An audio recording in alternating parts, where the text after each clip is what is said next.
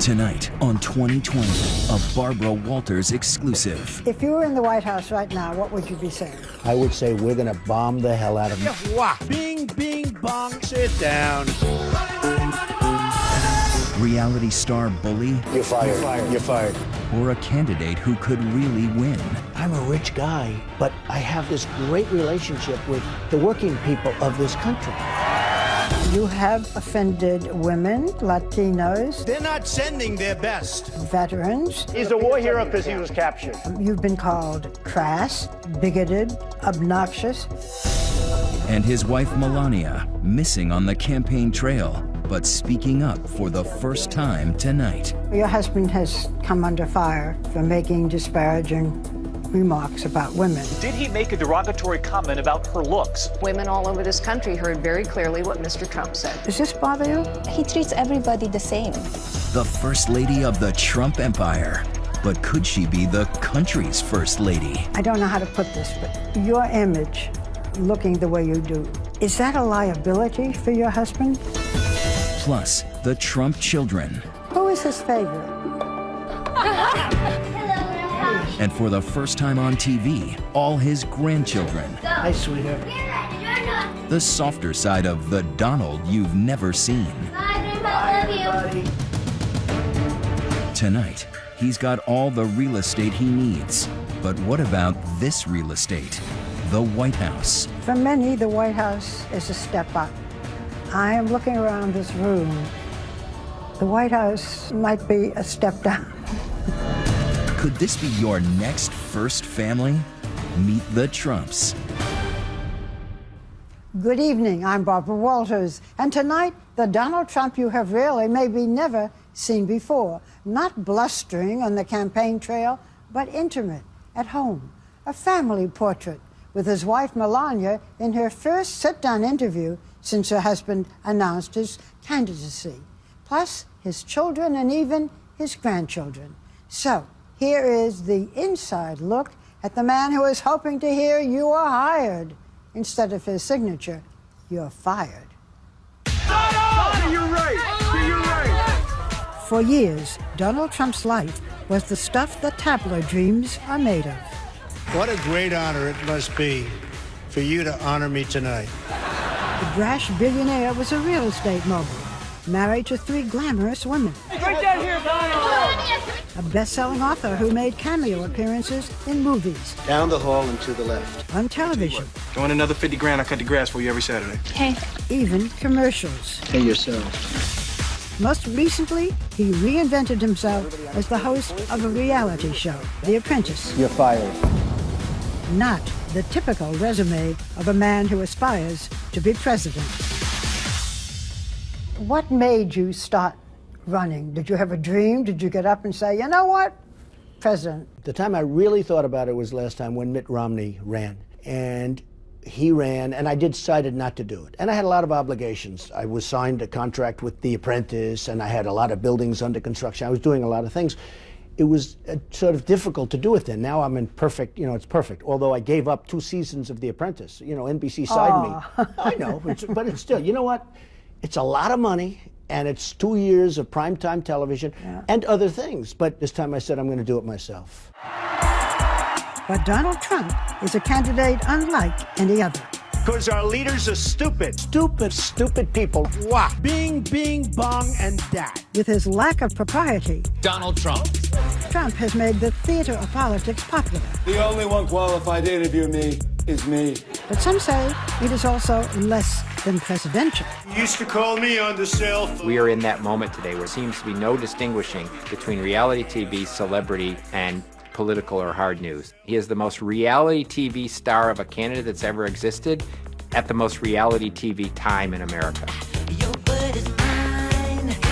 I first met Donald Trump in 1987. Michael Jackson was at the top of the charts. Hair was big, greed was good. Greed works. And then 41-year-old Donald Trump was flying high. When you look at that wonderful skyline, do you say, I own that? Well, I look at that skyline, Barbara, and I really say it's the greatest in the world, and I'm very proud to be a part of it. In the Big Apple, the trump card was an ace. Anything else you want to buy as you look out there? Any good properties that we can see? I'd really like to buy everything if that were possible. I bet you would. What about Central Park? No, I think that should be preserved and left, and Donald Trump should not be allowed to touch Central Park. A lot of people are very relieved. But Trump was already dreaming about his next conquest, a future far more grand than just Prince of the City. New York developer Donald Trump charging American foreign policy lacks backbone. Is he running for something? It was the beginning of a long flirtation with the greatest get of all. We're going to see whether or not I'm going to run. Are you running for president? I have never been so serious as I am now. Finally, after almost 30 years, the man who might be president sailed down an escalator for his surreal moment of destiny.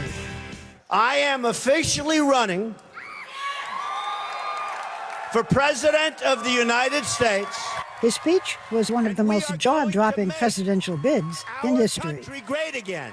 The U.S. has become a dumping ground for everybody else's problems. We have losers. They're laughing at us. His thoughts about immigration provocative, to say the least. When Mexico sends its people, they're not sending their best. They're bringing drugs, they're bringing crime, they're rapists, and some, I assume, are good people. I will build a great, great wall on our southern border, and I will have Mexico pay for that wall. How do you plan to do this? Okay, ready? Yeah. First of all, we have to build a wall. We have to create a border. We have to have a wall. We're going to have a wall. It's going to be a real wall, not a little wall that they drive trucks with drugs over the top of it, okay? You see the pictures in the newspapers where they have ramps right over the little wall. And it's not going to be hard to build. It's going to be done, hey, who's better at building than me? I know exactly what to do. New fallout for Donald Trump. Unlike any ordinary candidate, Trump didn't back off. He doubled down and set off a firestorm. Well, call it another Trump dump. Macy's is now cutting ties with Republican presidential candidate Donald Trump. When you send these people out, what do you do with the women and children? They're going to go with him. Oh, everybody. You have to you send the whole sure, family. It's got to be a family unit. It's going to be done humanely. You speak your mind, heaven knows. You have sometimes offended women, Latinos, veterans. How can you unify the country when you make these divisive statements? Women respect me, they like me, and they know I'm going to take care of them. I'm going to protect them. The people that are here legally, Hispanics, like me because they don't want people coming in and taking their jobs. Do you speak any Spanish? No. This is an English-speaking country, remember? They want to. From the beginning, what the hell are we getting involved for? Come on, his folks, inflammatory comments have drawn criticism from every quarter. Let's go, baby. Trump's running for president, like, this is your worst nightmare. Could he actually win? No freaking way! Trump is the shock jock of the political campaign, but it's paying off big in the polls. He is now at the top of the pack for the Republican nomination. After you announced your run for the presidency, there was a cover story in the Daily News that showed you as a clown. You've been called crass, bigoted, obnoxious. Any of this bother you, or does it all? No, nobody calls me a clown now, I can tell you that. And you're right, at the beginning they were doing everything they could. Everybody was trying to belittle because that's what they do. Now they've gained great respect because I've gone from going into a race that everybody said I wasn't going to enter, and I went bing, up, and now I'm leading by a lot. So I've spent less money and I'm in #1 position. Other people have spent $30, $40 million and they're dying. I used some words to describe you disparagingly. What words would you use to describe Donald Trump? Well, I mean, I'll give you the positive. I've always had great imagination. I've had great success with money. But what they say is he a nice person? And I think actually I am a nice person, but I think the thing that will surprise people, I'll be a unifier. I think I'll bring people together. And that includes blacks and whites and everything. I think people will come together. But the man who calls himself a unifier has had a divisive history on the campaign trail. 1 second. No. I The didn't simple want fact to is, Donald, you cannot take more energy tonight. I like that. I never attacked him on his look, and believe me, there's plenty of subject matter right there. You have said that one of the most important aspects in your personality is winning. Why winning? What about it's not whether you win or lose, it's how you play the game? I like winning better. Look, we have to win. Okay. Our country has to win. Our country's been losing for so long, it can't go on like this. We're not going to have a country left. I kid when I say you're going to win so much if I win the election. You're going to win so much at trade, military, every way. You're going to win so much, you're going to get sick and tired of winning. We lose every single way you can lose, we lose. And when Paris was attacked in a violent wave of terrorism, candidate Trump blasted back. If they had guns, it would have been a much, much different situation. If you were president, what would you do to protect Americans from such an attack? Would you bomb Syria? I would bomb wherever they are. Right now, we're being so politically correct. Nice and gentle, nice and gentle. We've got a cancer there, and the cancer is ISIS. Life means nothing to them. France has declared a war on ISIS. Should we declare war? I think so. Why not? Because right now, they're getting people who have this great respect for ISIS, because ISIS is getting away with murder. They're knocking out airplanes. They're knocking out nightclubs in Paris. You can't let that happen. You have said that you could reason with anyone from Putin to the Chinese leaders. If you had an opportunity to speak with a leader of ISIS, what would you say? You got to take them out, Barbara, and you got to take them out swiftly and strongly. As far as ISIS is concerned, that's a different thing. These people are crazy, okay? These people are crazy. You called President Obama, I'm quoting, insane for allowing Syrian refugees into this country. We have no idea, Barbara, who they are. If you were in the White House right now, what would you be saying? Oh, I would be saying, let's go, folks. And I would be getting other Let's countries. go, folks. Look, I am the most militaristic person. I will make our military so strong and so powerful, nobody's going to mess with us. Coming up, a glimpse at a campaign trail like no other. Does anybody want to take a ride? And in rare interviews, Donald Trump's very own First Lady, Melania. Is yours a marriage of equals? His children, and even his grandchildren. Next on Meet the Trumps.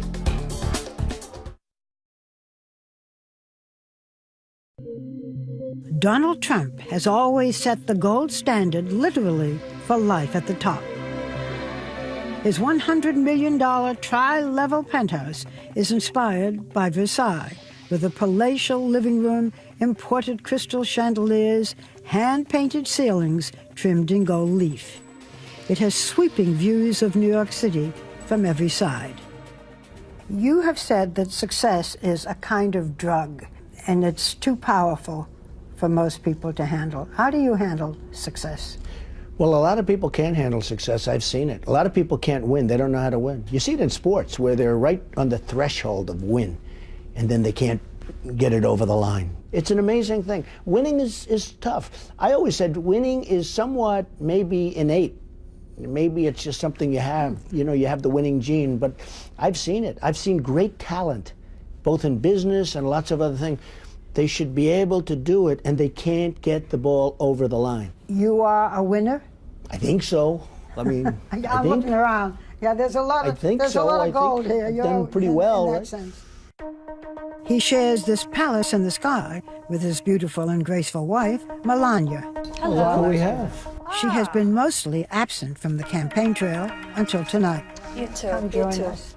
Mrs. Trump, it's a pleasure to see you, and we don't see you that often. You're not on the campaign trail. How do you feel about campaigning?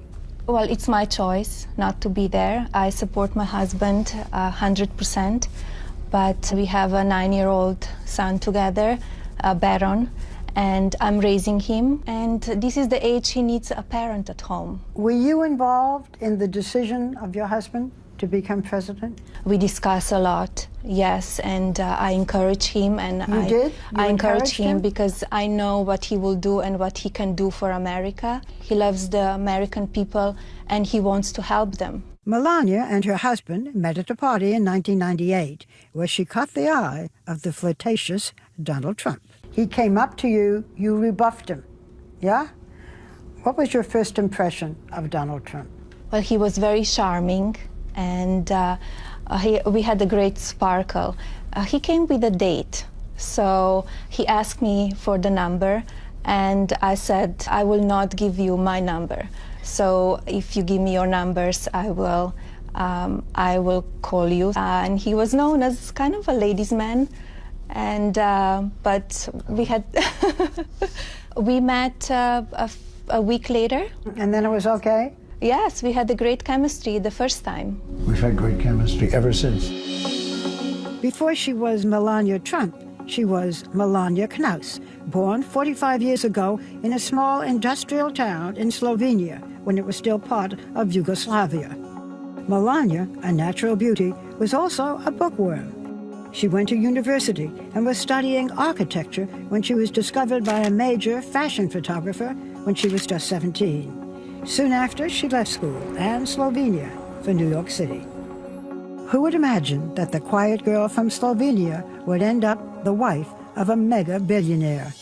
Their relationship made international news, not just because it was a May-December romance, he is 24 years older, but because of Donald's previous 2 high-profile marriages and even higher-profile divorces.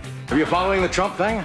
You can't miss it. The latest dispatch from the front in the battle of Trump versus Trump. A front-page fiasco of lovers, lawyers, and large settlements. The first, a 13-year-old marriage to the stunning Czech model, Ivana Zelenkova, and the second to actress Mala Maples. At last, they are Mr. and Mrs. Trump. I give it 4 months. Actually, it lasted just under 4 years. But today it seems the third time is indeed the charm. It's been 10 years since Donald and Melania said "I do" in a lavish affair at Trump's Mar-a-Lago estate in Florida. 1 year later, they welcomed a son, Barron, who is now 9. This is your third marriage. What's different this time? Well, I think I understand life. I've gone through tremendous amounts of everything, deals and building companies and taking care of people. How does that help marriage? Well, it hurts marriage because you're working all the time. What I did is I worked so hard that I think it was a very, very hard thing for somebody to compete with. Your husband has been married twice before. Did you have any concerns that it might not work out? No, I didn't have any concerns. We have a great chemistry, and to be with the man as my husband is, you need to know who you are. You need to have a very independent life as well, and supporting him. You need to be very smart and quick and be there for him when he needs you. Is yours a marriage of equals? I would say yes. I would say no. No, I think she's far greater than the 50%. No, we have a very, very, pretty much equal relationship, yes. Wouldn't you say? Melania, how do you do? How do you do? But if the Trumps win the White House, Melania will have 2 noteworthy distinctions. The first foreign-born First Lady since John Quincy Adams' wife Louisa, and the first First Lady to have posed in a picture like this. I don't know how to put this, but your image, looking the way you do, is that a liability for your husband? I don't think so. I don't think so. I think people will always judge. Maybe they will say, oh, the past that you have, the way you were modeling. That's part of the job that I was doing. I was a very successful model. And I did some photo shoots. Yes, they were a little risky, but nothing more than you see every year in Sport Illustrated. She was actually in Sports Illustrated, which I just saw that picture the other day. It was beautiful. But I will say this, if I'm lucky enough to win, the public will be so lucky to have Melania as the First Lady. She will be so beautiful and elegant and good from the heart. She will be a fabulous First Lady. First Ladies are expected to have a cause. If you have a cause, what would it be? I'm very involved in charities now, many charities, involving children, involving many different diseases, and I will, if the time comes, I will choose what is dearest to my heart and work on that 100%. Do you give your husband any advice on the debates? We discuss, I tell him my opinions. Give me an example of a piece of advice that you've given your husband that he has taken. I will keep it private. Well, she's told me, and I can tell you, she's told me a couple of times during the debate, she was very happy with my performances, if you want to call them a performance, but she said you could tone it down a little bit on occasion, which I understand. In the center of the stage tonight, businessman Donald Trump.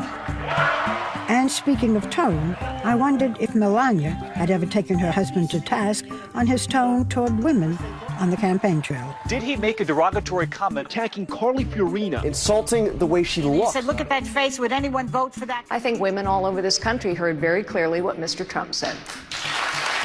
You know your husband has come under fire here and there for making disparaging remarks about women.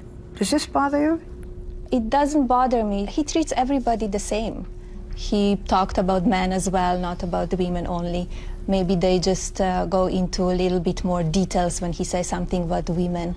While Melania laments the amount of time campaigning cost their marriage, the couple insists that at heart, they're homebodies. When he comes home, we spend time together, two of us and Baron. Just be at home, because that's really quality time together.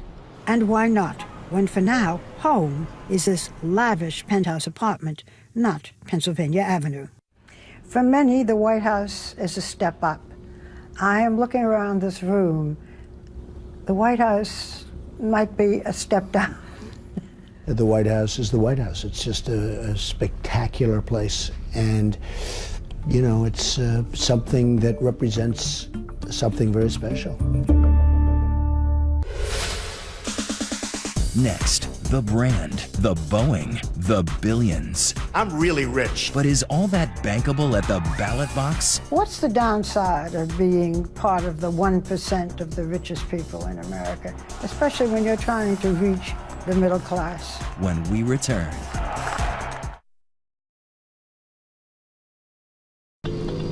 Donald Trump allowed us rare behind-the-scenes access to his life on the campaign trail. For Trump, membership in the Billionaires Club does have its privileges. He travels on what is known as Trump Force One, a Boeing 757 that seats dozens of passengers. It has bedrooms, a theater system, and gold-plated fixtures in the bathroom and on the seatbelts. Monogrammed on the headrests is the Trump family crest. For Donald Trump, this is the only way to fly. They've never had anybody that owned a Boeing 757 before. It's a little bit of an unusual thing. Donald Trump, unlike most other candidates, is rich enough to bankroll his own campaign. I'm really rich, I'll show you that. He flaunts his wealth candidly. $8,737,540,000. You might think all his billions would alienate working-class voters, but Trump says it's really a plus. We don't want your help. I'm the only one that's self-funding. I'm not selling myself to special interests. But he does use his $7 million helicopter as a political sideshow. Does anybody want to take a ride? It made quite a splash at the Iowa State Fair. What amazes you most? His golf courses, his resorts, him himself. In a way, Donald Trump was born ready. The fourth of Fred and Mary Trump's 5 children, he grew up in the construction business. His father, a real estate tycoon, built middle and low-income housing. He always knew how to get what he wanted. His brother Robert was no match for his schemes, as he told me in our first interview. Robert had a set of blocks, and I had a set of blocks, and I asked Robert if I could have his blocks, and I built a beautiful, tall block building, and then I said I like it so much that I glued it together, and then Robert couldn't have his block. So I don't know. Somehow that story is a story that a lot of people have asked me about. I don't know. What do you think it says? Well, it says that just even at a young age, I wasn't so much different than I am now. That relentless desire to win made his name a modern synonym for success. If flaunting it was the game, Trump was the name.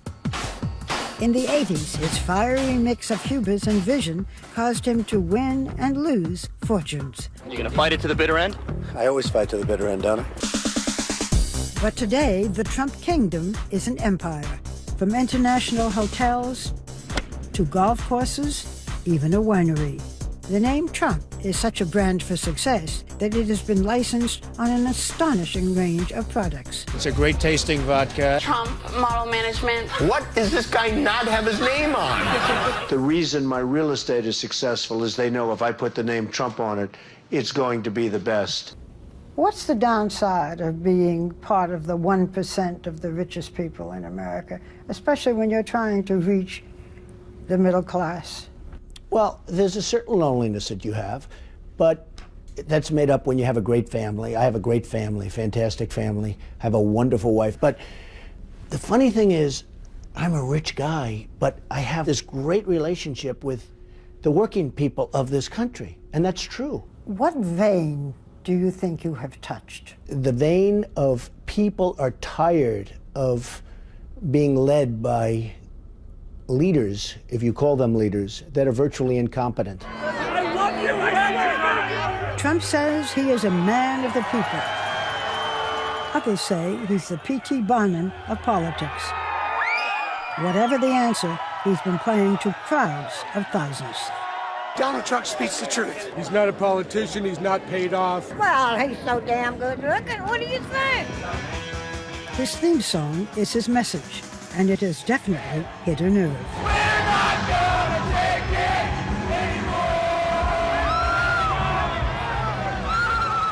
On this night, Trump owns the crowd.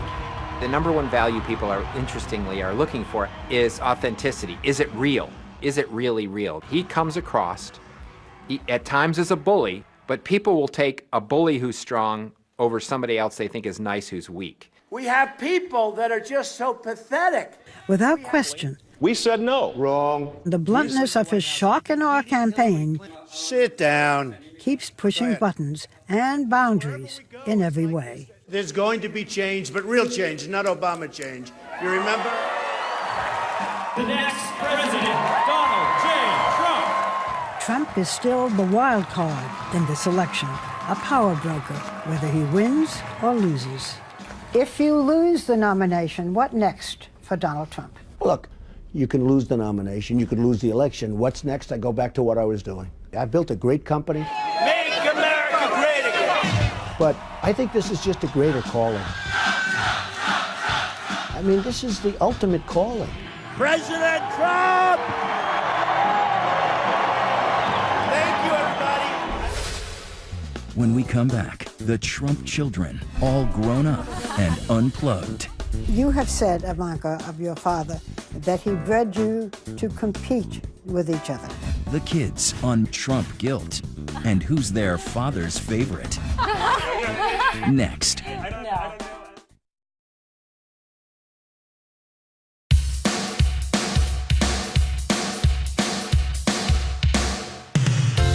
For every kid, there comes a point where your parents stop being cool. The things they say, It's gonna be you. the things they do. On the other cell phone. But the Trump children swear they are the exception. Do any of you make fun of your father's hair? Well, I like not to because you never know what happens genetically. I'm saying it's doing okay. It is funny because it's the only hair we've ever known, but people seem fascinated. This week, I sat down with Donald Trump's 4 oldest children. Donald Jr., 37, Ivanka, 34, Eric, 31, and Tiffany, 22. Not surprisingly, they all think their father would make the perfect president. What makes your father tick? Work. Honestly, work and family. He's the last man you'll ever see that'll take 3 weeks and go to Aspen or 3 weeks and go somewhere. I mean, he loves work. I need a quick show of hands. Which one of you is most like your father? But in fairness, I think we're all like him in very different ways. You know, it's actually very scary. We can go to Thanksgiving, right, and we can all we'll sit there and pick answer the same question using the exact same words in the same sequence. Trumpisms. I relish those holiday meals because we can really sort of let loose. I mean, it is a show. I mean, in and of itself. I mean, it's funny and we have a good time making fun of each other and just having a blast.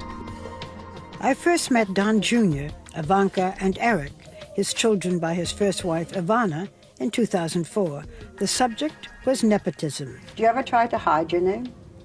I'd be lying if I said I didn't, especially when I was younger. There were times where it was just, you didn't want to have to deal with everyone making those assumptions, however ignorant they may be, that I'd always say, introduce myself as just Don or something like that, avoid the last name at all costs.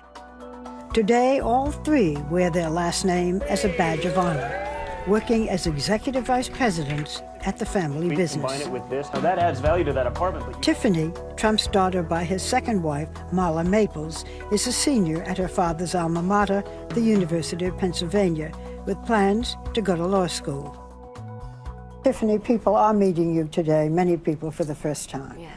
To grow up with the name Tiffany Trump, Yes. that's not easy. I think that it's all I know. I'm so happy to be Tiffany Trump. I'm so happy to be, in the family I'm in with my siblings and my father and my mother. Your father has said that he was not, I'm using his words, very present when you were growing up. I would challenge him on that because he was very available to us and accessible to us. Regardless of what he was doing, regardless of who he was meeting with, if we called, he took the phone. I mean, from when we were 6 years old, I'd call, he'd be negotiating with the CEO of a major bank or whatever it may be, and he would make them wait. He'd take the call from us. Our times together were learning, playing in his office. He would always sneak me down to get a candy bar, in the lobby. He found a way that was true to him to connect with us that maybe is a little less traditional. His work is his passion, and he found a way to share it with us. They say their father also taught them to respect the value of a dollar.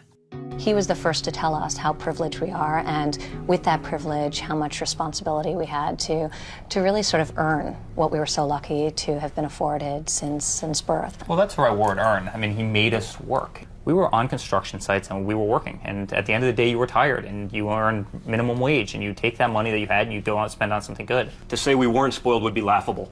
But we were spoiled with great education, great experiences. But we weren't the kids showing up to college with, a Ferrari. We always had to sort of earn whatever it is that we wanted, and that, I think, prevented us from doing a lot of the other things that you've seen as, downfalls, perhaps, in other children who have similar circumstances. And it seems the Donald Trump work ethic is in their DNA. You better do a good job or you're fired.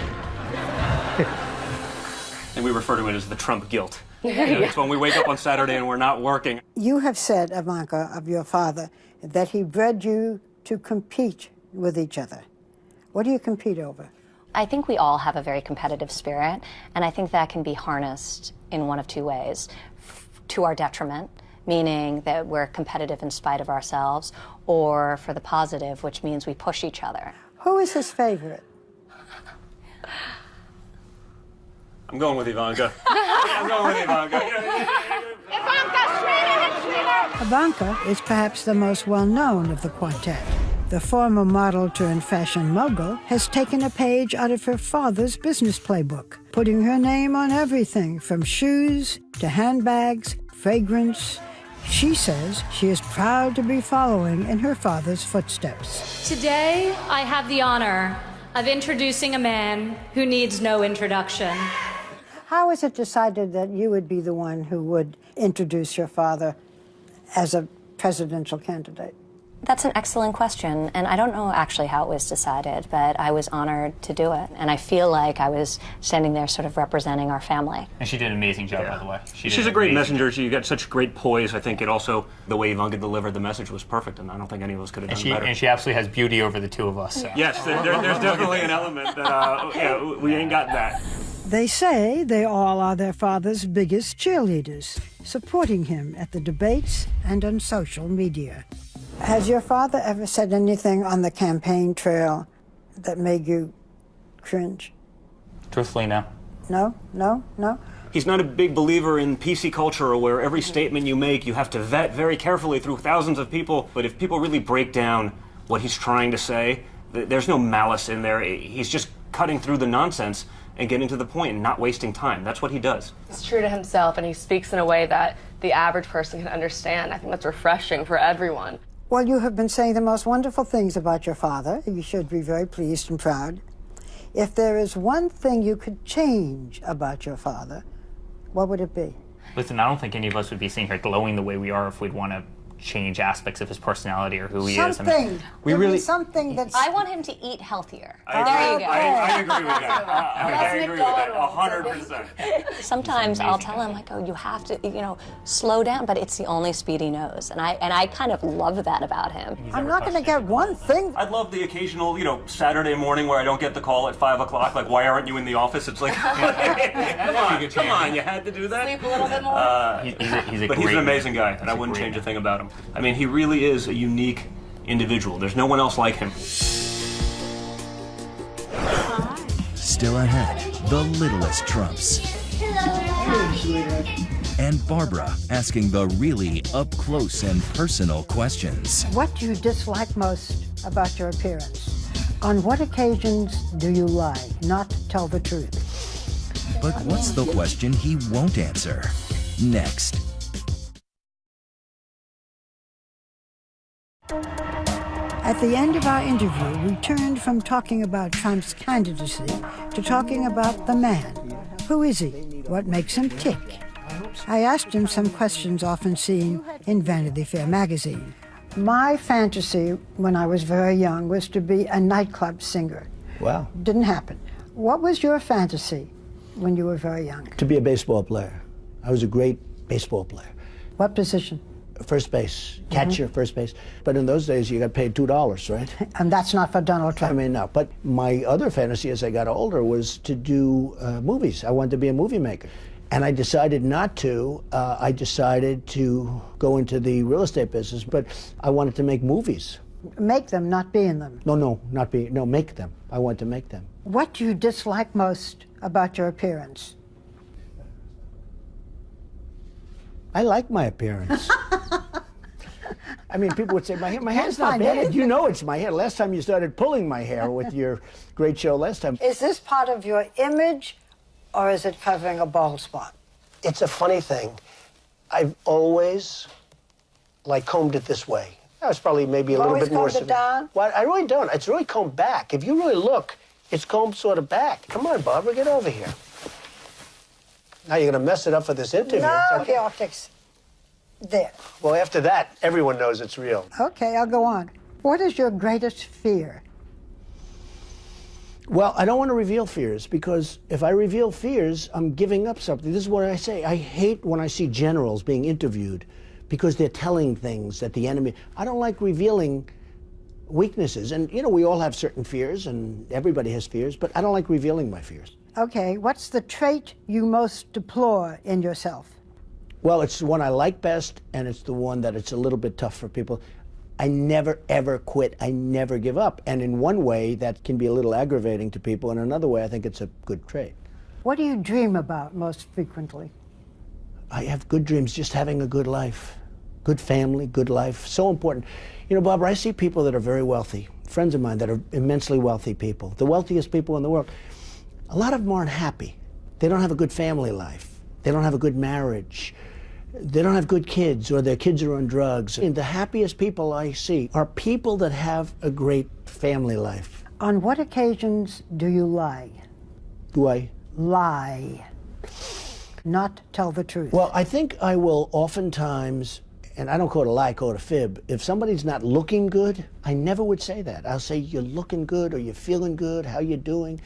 And somebody could say that's a lie or it's a fib, but they don't look good. But, you know, I do it. I don't want to hurt people's feelings. Believe it or not, I have a lot of feeling toward that. I don't want to hurt people's feelings. Is there anything that you want that you don't have? Well, I think the one thing that I want right now is the presidency. I will do a great job, and I'll make a lot of people happy. It'll be a very positive thing. I don't need it for myself, for my ego. I just think I do a great job.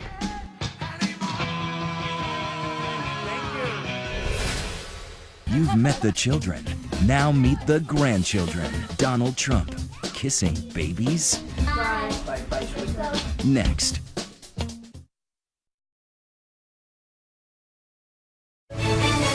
Once again, Barbara Walters with Meet the Trumps. It's a very different side of Donald Trump, the soft one. Breaking from the daily grind to greet his 7 grandchildren. Look at this, huh? What a troop. What is your father like as a grandfather? He's been great. You know, he's at a different great. stage in his life, so he's able to relax a little bit more and be a grandfather. Everyone having a good time? I can see my kids just running up to him and giving a hug. They just respect him a lot.